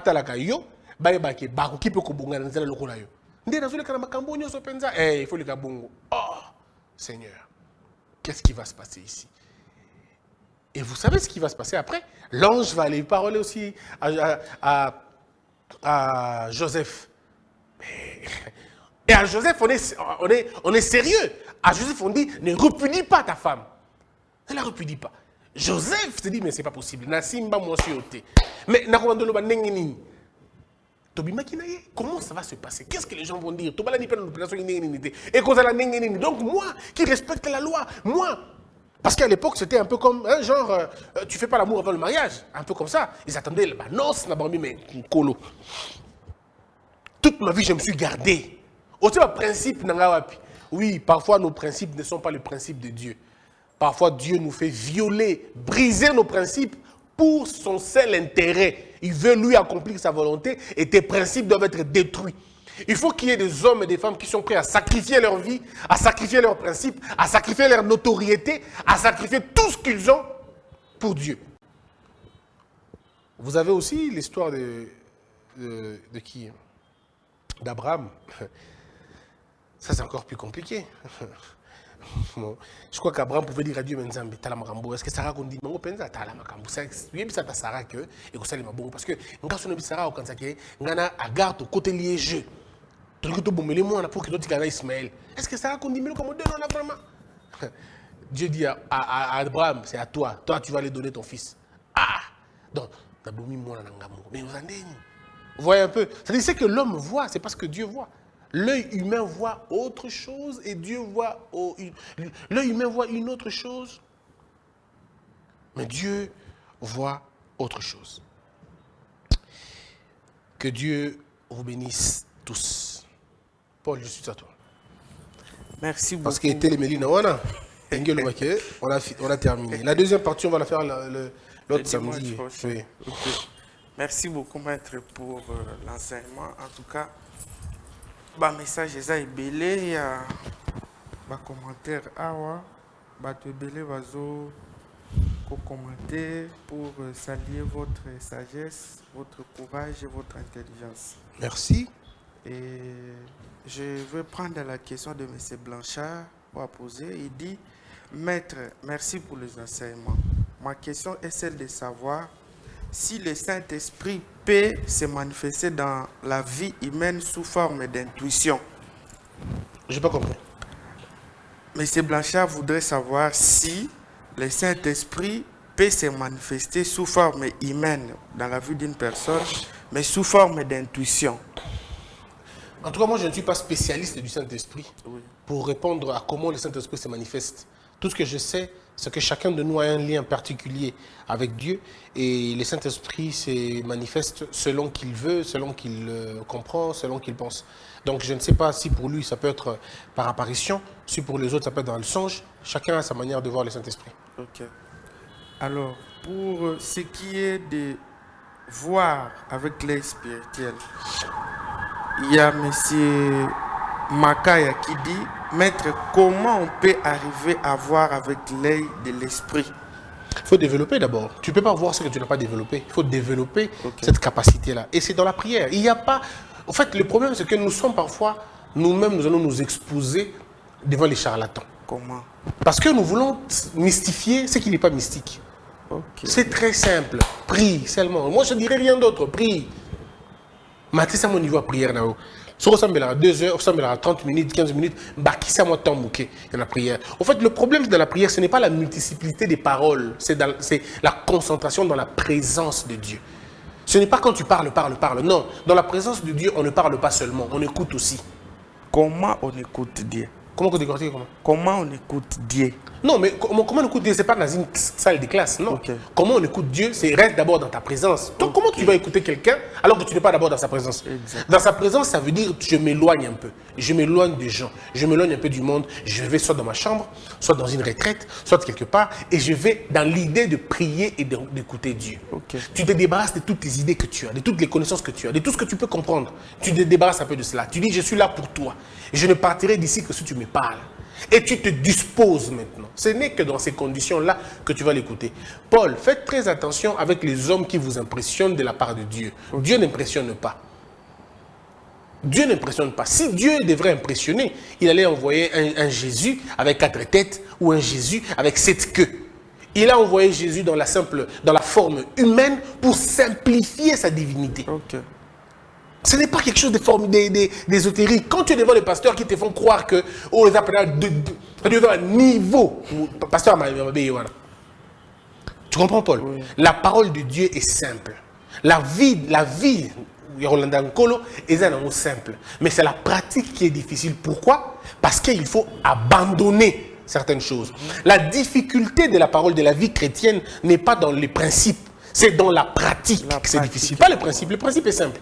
Mais c'est dans la pratique maintenant. Comment on va faire? Parce que quand on suit Dieu, on abandonne. On ne peut pas suivre Dieu avec non, on abandonne. Il faut abandonner certaines choses et le suivre. Cette volonté que l'on met dans la poursuite de l'œuvre de Dieu, c'est ça qui marche. Donc quand tu es devant un pasteur, alors que tu aussi assis côté au Bangui, ceux qui Dieu n'effraie pas. Okay. Dieu n'effraie. Non, il n'effraie pas. Si Dieu effraie, il allait lui-même descendre à Willery, à l'Obac. S'il utilise les hommes, c'est pour simplifier les choses. Mais malheureusement, on est tombé dans une époque où certains hommes de Dieu veulent compliquer les choses.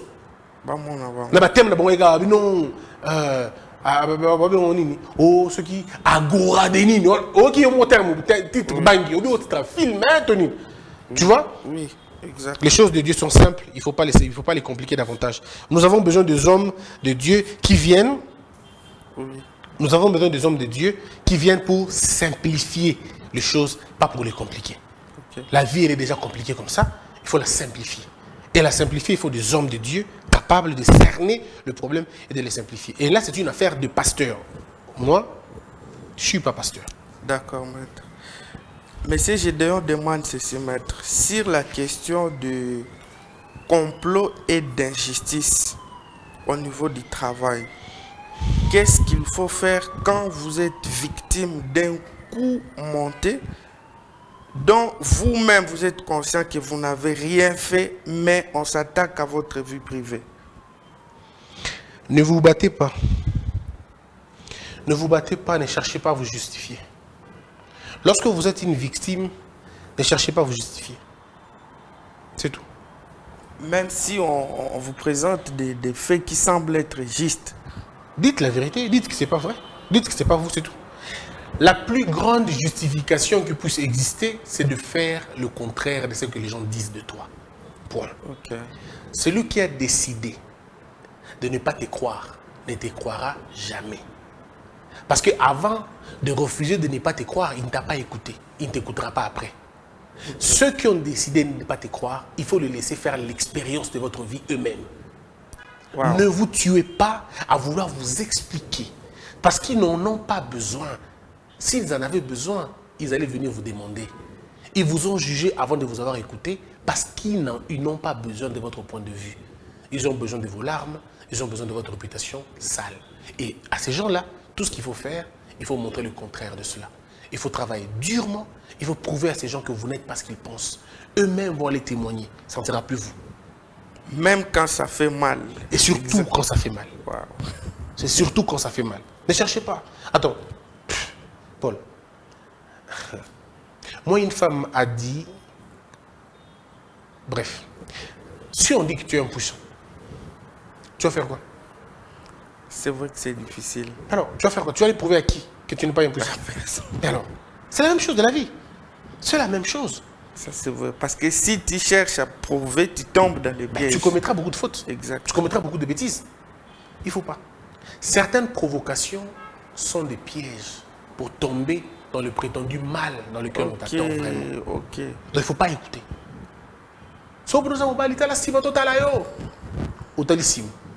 Tu leur donnes ce qu'ils veulent. Alors ne leur donne pas ce qu'ils veulent. Quand les gens parlent derrière ton dos, ne le regarde pas. Il faut qu'ils passent devant toi pour que tu lui parles. Tant qu'ils sont derrière, laisse-les derrière. C'est parce qu'ils sont derrière toi. Il faut continuer. Continue. S'ils sont plus forts que toi, qu'ils passent devant toi, qu'ils te regardent en face. C'est tout. Le poltron parle toujours derrière. Ils n'ont jamais le courage d'affronter les gens. Jamais. Parce qu'ils sont poltrons. C'est très fort. Ouais. Merci beaucoup. Alors, il y a M. Jérémy qui dit, est-ce qu'à partir d'un acte sexuel, on peut prendre le contrôle de la destinée d'une personne? Qui pose la question? M. Jérémy Luampani. Oui. Oui, certains actes sexuels peuvent être certains actes sexuels peuvent être fataux pour... non, oui. Certains actes sexuels peuvent détruire. Peuvent détruire de façon irréversible certains talents. Okay. Toutes les femmes ne sont pas des Dalila. Okay. Toutes les femmes ne sont pas des Jézabel. Mais il y en a qui peuvent te voler ce que tu as. Ok. Ouais, c'est comme ça. Alors, une autre question de Madame Gisèle dit, comment le diable arrive-t-il à détourner les enfants de Dieu de la vision de Dieu? En vous présentant le monde. Mais il a même essayé avec Dieu lui-même, en fait, avec Christ lui-même. Christ, oui. Il a essayé, il a dit à Christ, fais ça, je te donnerai tout ça. Le diable n'a que les choses du monde à te donner, il n'a pas les choses célestes, il n'a que les choses du monde. Si toi, tu te détournes des choses du monde, le diable ne peut jamais t'avoir, jamais. Le diable vient là où ta passion réside. Oui, ça c'est fort, maître. Il vient là où votre passion réside. Il ne vient que là, il ne vient jamais ailleurs, que là où ta passion réside. Et s'il sait que tu as la passion de Dieu, il peut venir mettre le découragement dans toi, Wow. le doute. Tout. Le diable ne vient que là où il y a la passion. Là où il a vu ton cœur aller, c'est là où il vient. Tu ne vois pas les gens, certaines personnes qui n'ont pas la vie de prière. Le diable ne vient pas dans la vie des gens. Il ne vient pas Il ne vient pas dans la avec vie des de prière. questions de la prière. Il ne vient pas là-bas. Le diable ne vient que là où tu aimes le plus. C'est là où tu as donné ton cœur qui vient. Alors, comment faire pour être en alerte? Ça, c'est même si c'est dans ma passion, mais c'est pas Dieu, c'est le diable. Il faut prier. Ok. Il faut prier que Dieu active en toi la sensibilité de l'esprit. Voilà. Il n'y a pas merveilleux que d'avoir la sensibilité de l'esprit. Mais il y a autre chose. Si toi, tu n'as pas la sensibilité de l'esprit, connecte-toi avec ceux qui ont la sensibilité de l'esprit. Il y a des gens qui ne tombent jamais parce que des gens autour d'eux les alertent toujours. Ça, c'est fort, mais vous pouvez. C'est-à-dire qu'il y a des gens oui. qui ne tombent pas parce qu'eux sont sensibles, Oui. mais parce qu'autour d'eux, c'est rempli de gens sensibles. Ok. Ah, là, pasteur à gauche, maman de Sambelaka à droite, papa Ok. de la à gauche, Tout de ah, de Sambelaka. Ça veut dire que lui-même, il est protégé par ça, par plusieurs choses. Ok. Le mal veut Et venir, comme on prie. Seigneur, est-ce que s'il y a une seule personne, tu peux sauver tout ça? Paul, il faut toujours être bien entouré. Oui. Et comme la clan, Aux Anabatu, Sambelaka, on déjà une fois. Il y a des gens qui ne tombent pas parce qu'il y a des gens qui prient pour eux. ça, c'est fort. Il y a des filles, jeune fille surtout. Au monde a vu les qui ne pas aboué. Mais vous comprenez, ça me la mingite. Maman na bango. Maman na bango fou comme il a kayata la jeune. Ok. Maman quand tu as répondu à 4 ans, ça me la moi na. Mais puis vous dites que mais tout ça les kindumba mais ya zota zemité ata sidate. A kozwa te. Mabolongo ya maman ezo sala pona mwana. Nzambe kotala mwana na kanda te ko beta te. Nzela sida yango nzamba longo mwana na sida. Nzela azimi yango mwana nzamba longo mwana na azimi. Nzela mabe yango mwana nzamba pour une maman en train de prier à fukami ya nzambe mwana nanga. Kanisa ngai. Kanisa mabolongo nanga. Kanisa kosambela nanga nzamba yoki. Abi c'est bon, cette fille je la pardonne. Et c'est comme ça. Parce que yo ça qui nous na mwana modèle wana. Sans aucun. Yo dans la base tu en alliance té. Tu ne remarques pas que nous tous en placement bakangi bino meyeka bakangi ba simbiete. Il y a des intouchables comme ça. Même dans le péché, il est intouchable. Wow. Il y a des gens qui prient pour eux. Des intercesseurs badapo na bango. Likame ko imeyaza na likama wana te. Basala ki tout na likama. C'est pas de l'injustice? Non, mais Dieu mais attends, tu penses que la justice de Dieu, c'est la justice humaine? Ok. La justice de Dieu peut être une justice humaine. Oui. Tu ne peux pas comprendre la justice de Dieu. Il dit, Dieu, le souverain. Oui. Il dit, toi, j'étais haï depuis le moment là. Oui. Au Saladi. Ah, ça, Salani. Tu te penses qu'il y avait seulement Marie comme fille Non. vierge? Non. Il y en avait plein. Il y en avait Mais plein. pourquoi Dieu a choisi seulement Marie? Paul, Dieu est merveilleux. C'est pourquoi les parents priez pour vos enfants. Ok. Faites des prières pour eux. Dieu vous écoutera. Il y a des enfants, des parents qui ont ravi leurs enfants dans les mains du diable. Parents. Moi, il y a comme un moboulou. Moi, il y a des filles que je rencontre qui me disent, oh, il y a un Christian la bébaka. Mais je comprends que maman na yo, parent na yo, ma bolongo. Nzambe na lobeli mo na munoka zo yo kate. Yo siko salaka o sal. Botole na mboka Satan. Au comprendre te bokenda boîte mais jour no lembi na oke boîte. Au ça no kindumba mais jour no lembi na ça kindumba.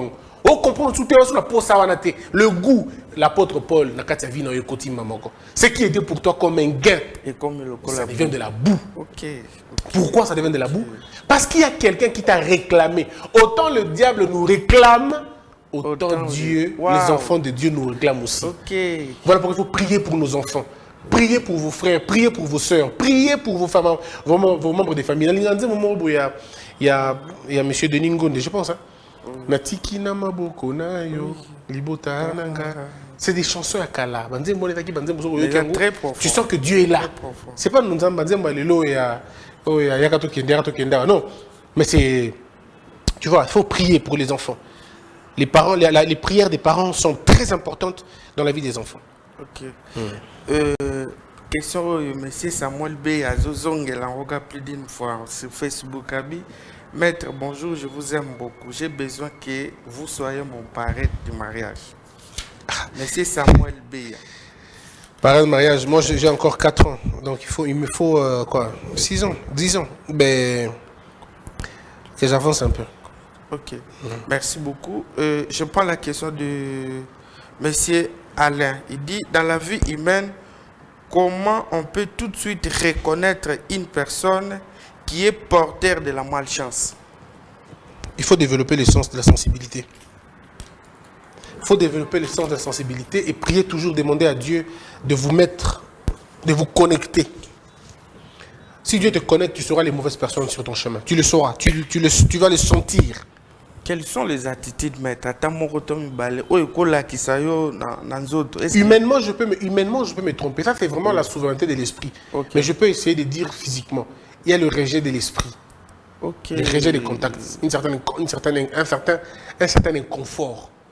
Ok. Pour rien, à saluer le roté, à ibiopété, à fingiopété, mais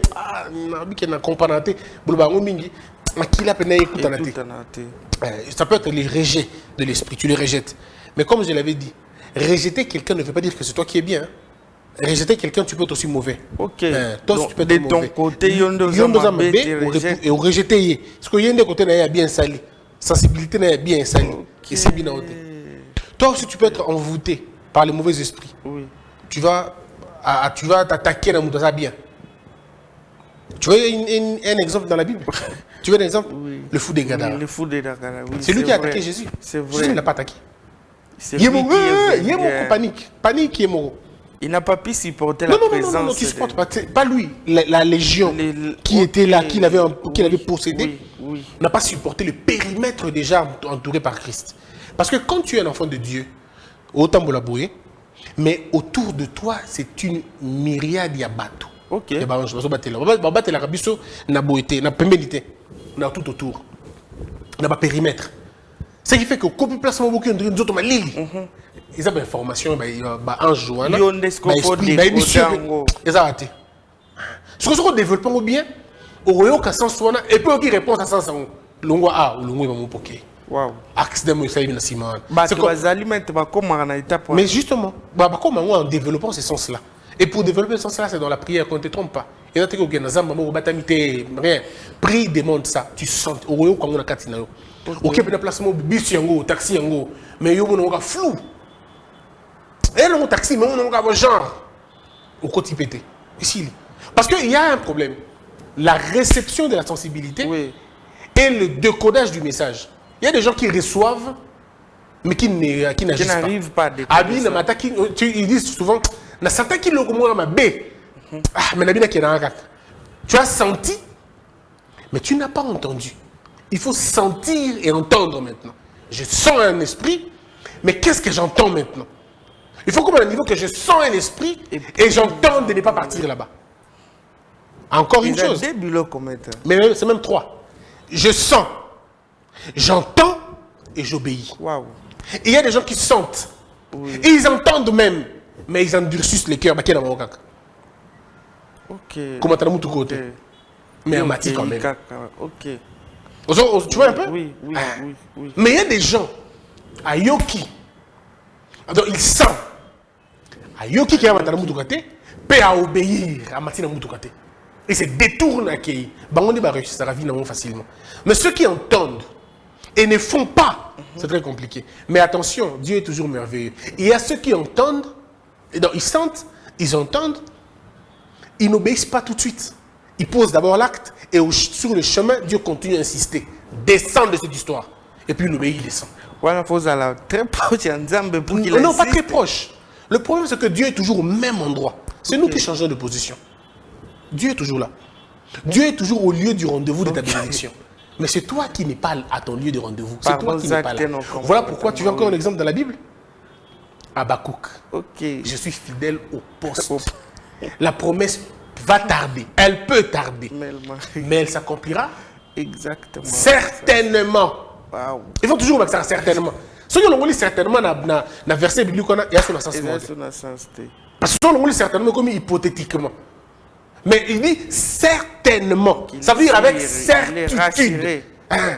Mais pourquoi il faut être au poste? Au poste, au place. Plusieurs personnes ont quitté le poste. Ils ont abandonné le poste. Ils ont suivi l'impatience. Ils ont suivi les troubles du monde. Ils ont suivi les problèmes de ce monde. Ils ont suivi les chemins de la vengeance. Ils ont abandonné le poste. Reste à ton poste, même quand ça fait mal, reste là. C'est difficile, reste là. Tu as très mal, tu es humilié, reste à ton poste. Il va te voir là. Ça va? Oui, non, mais je prie que Dieu m'aide à atteindre ces il faut que Dieu t'aide à atteindre ça. Il faut prier pour que Dieu t'aide à atteindre ça. Même dans le choix de tes collaborateurs, il faut que Dieu te dise. Nous tous, nous payons aujourd'hui. Moi, je paye aujourd'hui les prix aussi des fêtes. J'ai entendu. Non, j'ai entendu. J'ai senti. J'ai entendu. Et je me suis convaincu que ce n'est vraiment pas Dieu. Fausse route. Ce n'est pas à toi de dire que c'est Moko. C'est à reposer au Saint-Esprit la question. Est-ce que c'est ma voix, moi, ou c'est toi? Il dit c'est lui. Donc, oui. Est-ce que je doute ou c'est vrai? Montre-moi, envoie-moi un signe. Dieu envoie toujours un signe. C'est le degré que Dieu veut, en fait. Que tu sois en intimité avec lui. Ce que je te dis, ce n'est pas mystique. On a mystifié ça pour rien. Mais pourquoi? Ce n'est pas mystique, c'est normal. Ce n'est pas non plus facile. Non, ce n'est pas compliqué. C'est pas compliqué. C'est juste obéir, tout simplement. C'est difficile de notre part, pas de la part de Dieu. J'ai toujours dit, la difficulté, ça n'a jamais été du côté de Dieu. La difficulté, ça a toujours été du côté de l'homme. Puisque l'homme veut mettre son intelligence dans des choses où il n'y a pas d'intelligence là-bas. Dans des choses où il y a l'obéissance. Oui. Tu vois, obéis, c'est tout. Ne pose pas de questions, obéis. Et pourquoi on obéit quand on obéit sans poser des questions? Tu sais pourquoi? Parce qu'on a confiance qu'il ne peut pas nous tromper. Je ne me pose pas des questions. Question, jette-toi de haut dessus de ce toit. Je me jette. Parce que je l'ai entendu et je sais que c'est lui. Quand j'ai mon parachute, je n'ai pas peur de me lancer dans le vide. Ouais. Et je me lance. Pourquoi? J'ai confiance en mon parachute. Il va s'ouvrir. Mais si je suis convaincu que je n'ai pas bien fermé mon parachute, je n'ai pas bien emballé ça, je ne pourrais pas sauter. Oui. On saute parce qu'on a confiance en Dieu. Quand Dieu nous dit, pars dans telle direction, même si je ne connais pas la direction, même si je n'ai pas encore vu la direction, je pars. Tu sais pourquoi je pars? Parce que lui, il a vu ça pour moi. Il a vu pour moi, il me dit de partir, donc il n'y a pas de problème, je m'en vais. Oui. En tout cas, c'est très fort, c'est très fort. Je veux prendre une autre question ici. Maître, que dites-vous d'une personne qui sait très bien conseiller les gens et qui dit des choses vraies, mais que lui-même ne pratique pas? Le problème, ce n'est pas lui qui ne pratique pas ou pas. Le problème, c'est la certitude de la vérité. Les gens pensent que quand on dit des choses, quand on dit aux gens de dire la vérité, ceux qui disent doivent eux aussi dire la vérité. C'est faux, c'est une mauvaise analyse, ce n'est pas la bonne chose, ce n'est pas la bonne démarche. Je te rassure encore une chose, cher Paul. Okay. Il y a le messager et le message. Il y a le messager et le message. Oui. Ceux qui sauvent, ce n'est pas le messager, c'est le message. Ne vous fiez pas aux messagers, ils peuvent se tromper, mais le message ne se trompe pas. Okay. Donc, quand vous commencez à écouter les gens, et vous voulez qu'ils appliquent ce qu'ils vous disent d'abord, pour certifier ce qu'ils disent, vous vous êtes trompé énormément. Okay. Vous êtes trompé énormément. Ce n'est pas parce que je ne suis pas mouillé que la pluie ne mouille pas les gens. Non. Ce n'est pas parce que je ne suis pas tombé dans l'eau que l'eau ne mouille pas les gens. Tombe dans l'eau, tu vas te mouiller, même si moi je ne suis pas mouillé. Tu vas voir. Donc à un moment donné, il faut que les gens dépassionnent les débats. J'entends ça très souvent. Oui. Très souvent. Est-ce que nous sommes tous en train de chercher la perfection. On est tous en train de chercher à faire du bien. Moi, dans ma démarche, je peux me tromper aussi. Ça peut arriver. Mais moi, si je me trompe, ce n'est pas la vérité qui s'est trompée. Voilà, c'est moi qui me suis trompé. Ce n'est pas la vérité. Et nous devons atteindre ce niveau-là, de regarder au message, pas le messager, le message d'abord. Merci beaucoup, maître. On a fini avec les questions ici. Cher Paul, merci beaucoup. Je dis merci à ceux qui nous ont suivis, à ceux qui continuent à suivre Bissot. Si vous avez des suggestions, n'hésitez pas de le faire. Je suis humain, je peux me tromper, je peux raconter des faussetés, je peux être imparfait, mais je me dispose, plus que moi, j'ai une voix qui porte et que les gens m'écoutent. Votre connaissance peut me servir à atteindre plusieurs personnes. Donc ne soyez pas dérangés pour dire, qu'est-ce que je peux dire encore à M. Bossembe? Vous avez beaucoup de choses à me dire que j'ignore. Donc ne soyez pas arrêtés, dites-moi quand vous pensez que, M. Bossembe, ici vous avez dit, mais ce n'est vraiment pas ça, voilà la bonne version à faire. On va discuter comme les enfants de Dieu et on prendra la bonne version, on la mettra à la disposition des gens. C'est important, c'est extrêmement important. Donc ne vous sentez pas en conflit, comme on dit. Non, ne vous sentez pas en conflit. Ma tribune, c'est la vôtre. Ma voix, c'est la vôtre. Ceux qui connaissent, donnez-nous les éléments. Nous allons le dire aux besoins de tout le monde. Si au cours de l'émission, ou au cours du magazine, au cours de cet enseignement, il y a eu des heurts, ou il y a eu quelques propos qui ont choqué, ou qui ont été sortis de leur contexte, je vous prie de m'excuser profondément. Mais je vous prie aussi de me dire ce que vous voulez qu'on change, on va le faire. Puisse Dieu vous bénir tous, puisse Dieu vous bénir votre semaine, puisse Dieu bénir votre fin du mois et bénir les débuts du mois.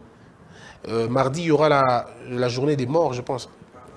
Des parents morts et des parents vivants, je pense. Et donc voilà, faites un tour dans vos cimetières, faites un tour, allez voir vos familles, s'ils sont partis. Et gardez toujours à l'esprit que Dieu est là. Même quand rien ne se passe, gardez à l'esprit que Dieu est là. Que la peur quitte ton esprit et que Dieu bénisse les RDC.